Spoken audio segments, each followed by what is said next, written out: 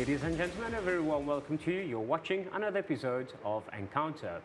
In this program, we still have Dr. Krishnamurthi Jayanna, who spoke about heartfulness in the previous episode. Dr. Krishnamurthi, thank you for still being here. My pleasure. Thank you. In the last episode, we went through a meditation, the heartfulness meditation exercise. There is a second part which will come up in this episode. And you also shared about how long you have been, a little bit of history, how it all started 70, 75 years ago. Right. My question to you would be, you seem to be very passionate about sharing the heartfulness meditation experience to everyone. And you're doing it free of charge. Why are you so passionate about it? It's a wonderful question. It comes from the heart. The simple answer is probably is the role of the heart to share something that it has experienced, something so profound, something so beautiful. It starts with sharing with the near and dear ones, loved ones, or family members. And then slowly when we see the need of the world around us, that the qualities of joy, spontaneity, creativity, love and compassion, it's need. And where is these qualities come from? In the heart. In the heart. That is something that drives us to really go out to places and share this knowledge, give an experience, but allow people to decide for themselves. The whole vision of Heartfulness movement is to make this world a heartful world, a heartful world. So that is what really makes us volunteers in Mauritius and everywhere in the world to come down and share our experience. That's essentially. So we can say that heartfulness meditation has expanded your heart chakra. In fact, it begins in the heart chakra. That's where the real expansion has to start, and then it goes on to sort of expand and touch the other layers that are around here. Can we say that the potential of the heart is limitless? There's no bounds to it? You can say that, at least perfectly, yes. Because when my understanding of heartfulness, it means abundance. Yes. There's a role for the mind, no doubt, since the time of industrial civilization, through the age of information. I think there's a whole lot of advances in the faculty of intelligence, intellect. There's a whole lot of advances in the world that we see, and yes, credit goes to the mind. But then, if the mind is backed by the vision or the guidance or the foundation of the heart, there's a lot more that is possible. So we potentially see that the mind and the heart have a role to play, and have a role to play in perfect alignment with each other. That brings us to the fundamental objective of the yoga itself. What is yoga? It's all about aligning your actions, the thoughts, and the heart. That essentially is yoga. And heartfulness is in the center of this whole yoga, I can say. Just a small bracket, just to avoid a misconception. Yoga is not a fitness activity. Very. You said it right again, because often yoga is limited to just the postures, asanas, and the physical. It can begin there, but it can go, as you said, it has to get to the center, and this is the whole life. This is what brings the alignment to where you want to go. Absolutely. Yes. Even Ashtanga Raj Yoga talks of asanas. It starts with yam and niyam, then comes asana, pranayama, pratyahara, dharana, dhyana, and samadhi. So asanas have a role, but not an end in itself. It should further help us lead on to, I think, dhyana and then samadhi. Just to give some context to our viewers, what Dr. Krishnamurthi just mentioned are known as the 8 limbs of Patanjali. He's the founder of modern yoga, and from where it was derived, the Patanjali Yoga Sutras. Yes. And the 8 limbs, it starts with yama, niyamas, your breathing, asanas is your exercise, pranayama is your breathing exercises. Pratyahara is the interiorization. Exactly. And then dharana the resulting concentration. And you have the then you're ready for meditation as per the ancient scriptures. Then you take up meditation. Then you achieve super conscious states of samadhi. Yeah. But heartfulness is simplified with the help of yogic transmission, and then with the help of heartfulness cleaning that you will witness today and you'll experience today. Because of these two unique features, we can straight away start off on the 7th step of dhyana, still reap the benefits of the other steps, quickly get on to samadhi state as well. That's where heartfulness, I would call it as an innovation, a simplification, yet very effective, and it's for one's own to experience and see for themselves. Of course, we're also scientifically studying. Some of our scientists in the US have looked at the effects of heartfulness meditation on sleep, stress, and burnout. And even in India, back home, we have established collaboration with premier neurosciences institutes looking at the effects of meditation. And it's heartening to see how these results in the scientific domain are reinforcing the experience and the wisdom of the past. So, can I say that you're on your way to being enlightened? You're on your way to achieve samadhi? I think everyone can achieve it because everyone has the potential. Everyone has the potential, and I think in some way, heartfulness meditation with the help of yogic transmission, through a few sessions, some can experience. In fact, over the last few years, I must have given this experience or trained a few thousands. There's a good number of hundreds of them experiencing samadhi in the very first meditation session. So I think it's there for somebody to experience and test it for themselves. For in the very first session, if they are not able to experience, don't get disheartened because it depends a lot on the circumstances, state of mind. Give it a few shots and see for yourself and decide based on your own personal experience. And we truly believe you should be the scientist. Your heart should be the laboratory where you have to do the experiments. You be the observer, you be the observed, and you arrive at your own inference. Well, just like in the movie Forrest Gump, it's like a box of chocolate. You never know what's inside until you open it. I completely agree. Yes. Oh, fantastic. Yes. For the viewers who need more information, is there a website they can? Yes, we have a few websites. The international website goes like this: www.heartfulness, HEARTFULNESS.org. There's another website, www.heartfulnessinstitute.org. In addition, we have a whole lot of programs, customized programs for teachers, for educational, for the corporates, and we have these programs. You can visit Heartfulness Education Trust website. Then for you to access trainers, because as I said earlier, we are present in about 160 countries. We have close to 10,000 trainers, all committed to providing this service at their mutually convenient times. You can find the nearest trainer in your location through this website called heartfulness.heartspots.org. Heartspot is the name we give to the local meditation subcenter. All right. You can find the nearest subcenter in your location through this and website. And there are centers in Mauritius. There are centers in Mauritius. Okay. Then last I would like to also add is you can also connect through the technology. We have an online app called HeartsApp, HEARTSAPP. You can download it on your Android or an iPhone, and there too you can connect with this information, even the relaxation and the meditation, the audio videos are around, some literature, the art spots, all this information is available on the online application called HeartsApp as well. Yeah. Oh, fantastic. I think the viewers have enough information in terms of any queries they can have. Sure. They can visit the website. So I'll remind the first one you had said is www.heartfulness.org. Perfect. This is where you can start and start finding your information. Absolutely. You mentioned earlier that you have been gathering data and there are scientific facts as to the impact of heartfulness meditation. Can you share some facts with us?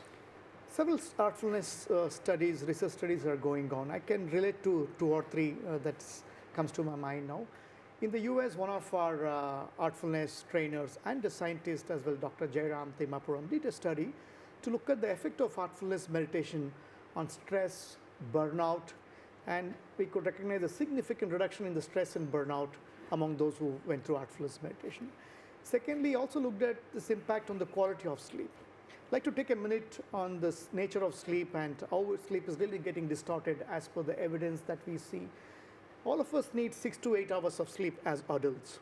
And what happens in the sleep? We go through several stages. Yes. Initially, we go through superficial stages, stage 1 and stage 2 of what we call non-rapid eye movement sleep.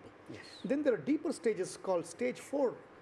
We spend about 20-25 minutes time in that stage. That's a deep sleep. That's a deep sleep. Where you recover and that's when my rejuvenation happens at a cellular level. The whole immune system gets reinvigorated.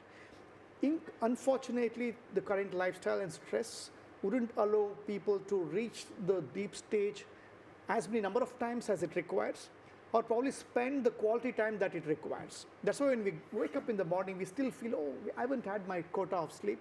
I don't really feel rejuvenated. And you're not motivated to go through the day? At all, because sleep does impact the quality of living. Yeah.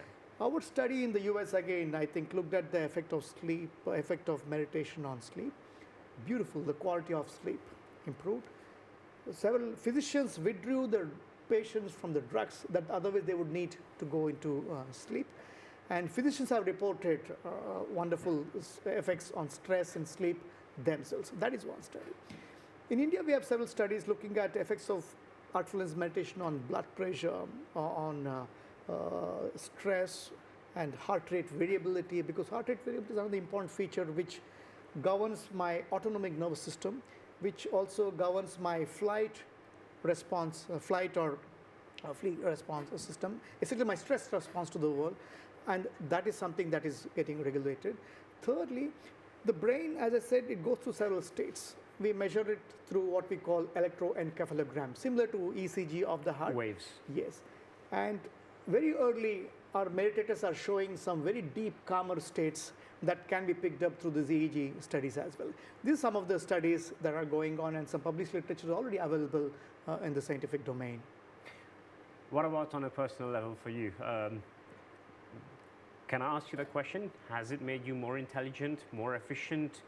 The fact that you sleep less but with better quality, you have more time to do other things. Do you develop superpowers? Do you become clairvoyant? Are you able to foresee things? Do you get déjà vus? I mean, share with us. Sure. Yes, I can confidently say, I think there are a whole lot of changes that you just talked about. A heartfulness practitioner, in a few months to years, he will definitely go through. Again, I would like to relate science to it as well. Some of the qualities you just mentioned all got to do with my cortical part. You know, the neocortex, that is something that we human beings are blessed with compared to others. And this cortex that makes us different, particularly the frontal lobe, that is where I think all my decision-making ability, my refined intelligence ability, my analytic reasoning, studies have shown that with meditation can actually improve the quality, the mass, the texture of the frontal lobe. So, and you can see it at a personal level that your it's like a muscle you can work. Absolutely. So you have to work it out. Yes. You have to practice. For me, more fundamentally, what I've realized is, yes, we all have limited time, but multiple things to do. Why we aren't possibly as efficient? Because we use our intellect probably more than it is required. Somewhere there's a need to really rely on the intuitive wisdom of the heart, which can help us perform beyond time and space in many ways. And you can actually find time for anything and everything in the world that you got. Where there's heart, there's always time. It's not the other way around. That is something that a lot of us have experienced as well. Well, they say most of the time your gut feeling is the right feeling. Very often, yes.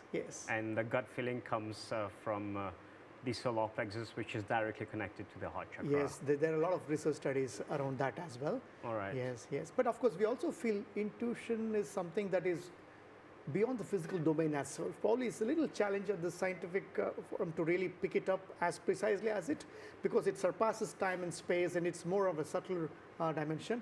But yes, there are a number of studies studying that. And but yes, heart is the seat of intuition, wisdom. Because even in yogic shastras, it says we have intellect with sufficient meditation and cleansing through heartfulness, it can transform into pure intelligence. If you continue to meditate and clean, it can transform into an agency of discrimination or wisdom. So intellect on one end, the other end is a refined intelligence or a wisdom or ability to on the other one is en route to samadhi. Absolutely. All right. Absolutely. Can we try the second part of the meditation where you mentioned that you cleanse the heart? Great. What is there to what's cleansing the heart? Sure. You mentioned the chatter in the beginning. Yes. Very often when somebody begins meditation, very common experience is there are these thoughts and I'm not really able to meditate. It's a lot to do with emotions, past experiences, very always either in the past or in the future. It's never in the present. Very right, because we have somehow lost the ability to live in the present. We believe you can live in the present when you connect with the heart, because heart has only one thing to do, live here and now.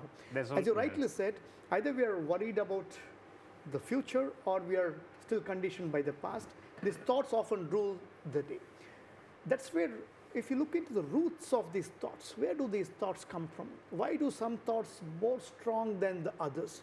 That's where in yogic shastras they talk about samskars or mudras, or simply you can call it impression. The different finger, the mudras with the fingers. That is when it comes to physical asanas. Okay. Here, mudra is actually an impression in the subconscious.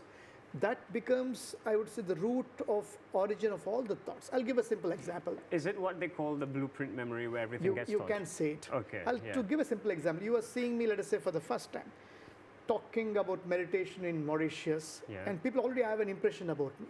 Let's say they see me after a few days. They will relate to me based on the original impression they formed of me. Of course. Right? Subsequently, they will have their thoughts around me, their actions about me are because of those impressions. Likewise, all of us But it's based on the person's perception. Perception as well. All of us from the childhood, we've been registering these impressions. Some are more intense, so strong, depending on the emotional circumstances around it. Or the walls that we put around to grow up. Absolutely. Yeah. And these are the ones that keep give rise to thoughts. Let's say I've had a bad day at office. I come back. These impressions are very strong. Heart is weighing very heavy. When I come back, I may not have a quality interaction with my spouse, with my kids, because I still carry. I go to sleep. Sleep, there's still the same dreams, nightmares. When I get up, no, again, I have to go back to the office. This conditioning effect is there. That's where Heartfulness cleaning comes in the picture. At the end of the day, we set aside 20-25 minutes, simply clean ourselves of these impressions so I can bring back my heart into a pristine state of simplicity and purity. This is what probably helps people avoid burnouts and less stress. Absolutely. All right, absolutely. let's get on with it Let's then. get on to the experience itself. All right. Let's begin. Again, I would like you to close your eyes, please. Sit comfortably.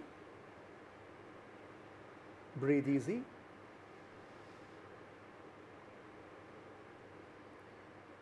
Bring your attention to the back. The back portion, including the head, the shoulder blade to shoulder blade, up to the tailbone. Let the entire back be in the purview. Make a suggestion mentally.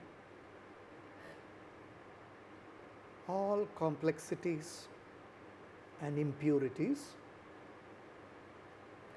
because of these impressions, the day-to-day activities, the thoughts and the emotions, they all result in complexities and impurities. These complexities and impurities are melting, going out as vapor or smoke through the back.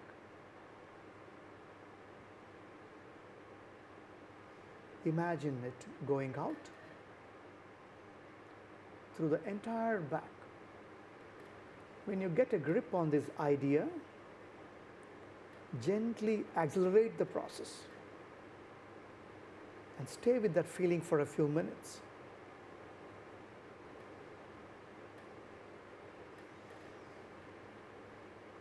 If you get distracted by any thought, no problem. Simply ignore them. Come back to the back. Remind yourself that the cleaning process is going on.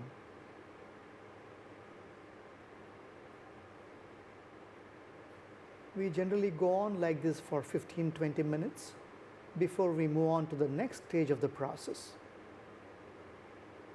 You assess inside how you're feeling. When you begin to feel a little lighter, then we move on to the next stage. Make another suggestion mentally. Sacred divine current from the source is descending,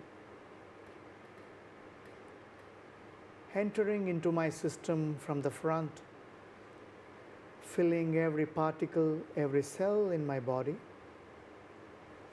At the same time, pushing away the complexities and impurities left over through the back. Stay with this feeling for a few minutes.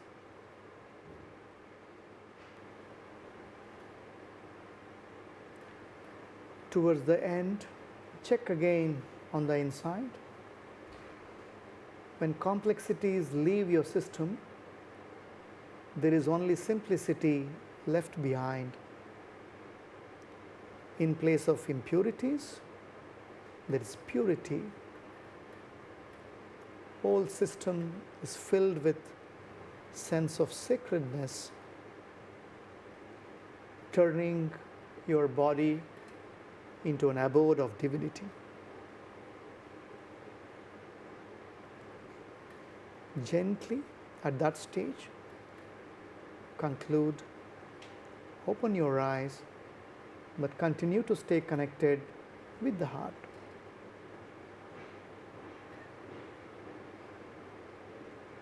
Well, thank you for this experience. Pleasure. How was it for you, Roshan, today? Initially, I felt a lot of release at the lower back of my head. Things are just releasing.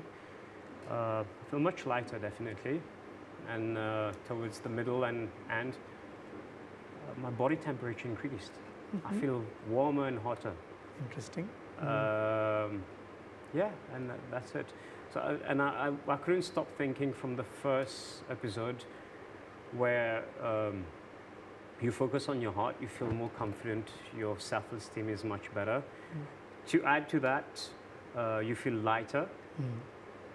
I think it's a win-win situation when you practice it on yourself, because then it's definitely very empowering. Sure. Yes. According to the philosophy of heartfulness, meditation has to be supported with this cleaning process, because while meditation creates a channel for the mind to connect with the center, the heart, but there are these impressions as obstacles. We regularly clear them. Then this passage becomes smoother and you can create a permanent channel. There's another technique just that we do before going to the bed called connecting with the self. We spend about few minutes with certain suggestions to connect with the self, and then through a meditative state we go into sleep, almost into an yoga nidra sleep. So these 4 techniques of relaxation and meditation, the cleaning at the end of the day, and connecting with the self at the extreme end, just before going to bed, essentially comprises the package of heartfulness system of practice. Oh, wow. Well, thank you very much for sharing your wisdom and knowledge with us. My pleasure. You really do it every day? Excellent question.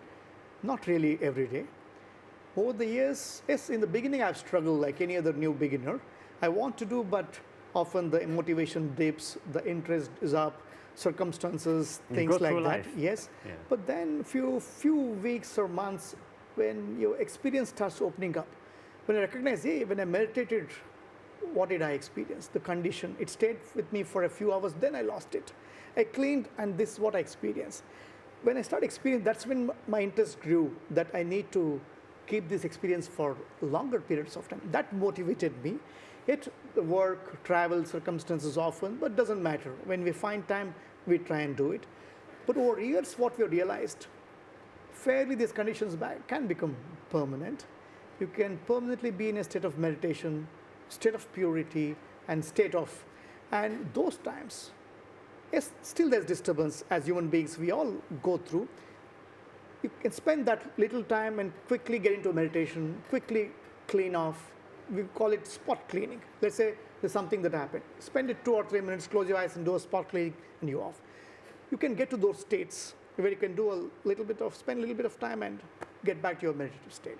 So all this is possible, Mr. Roshan. Yeah.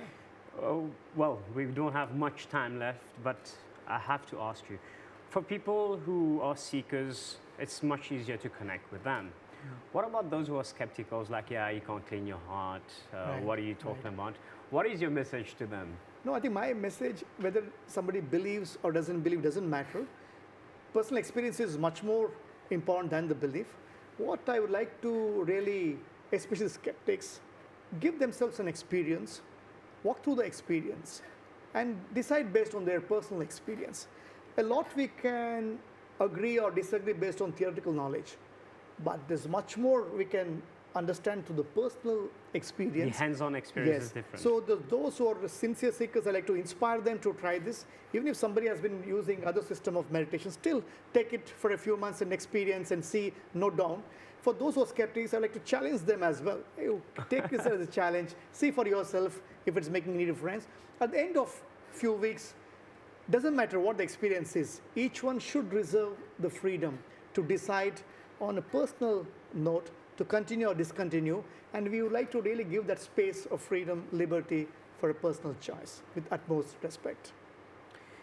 You mentioned in the first episode that you took 3 weeks out of your professional life to go around and share the essence of heartfulness meditation. So you've come from India, you come to Mauritius. What is next on your journey? Oh, I have a trip planned to Madagascar and then South Africa. Madagascar is very interesting. The Ministry of Education there has collaborated with Heartfulness Institute, and we have offered Heartfulness meditation and experience to school students and teachers across.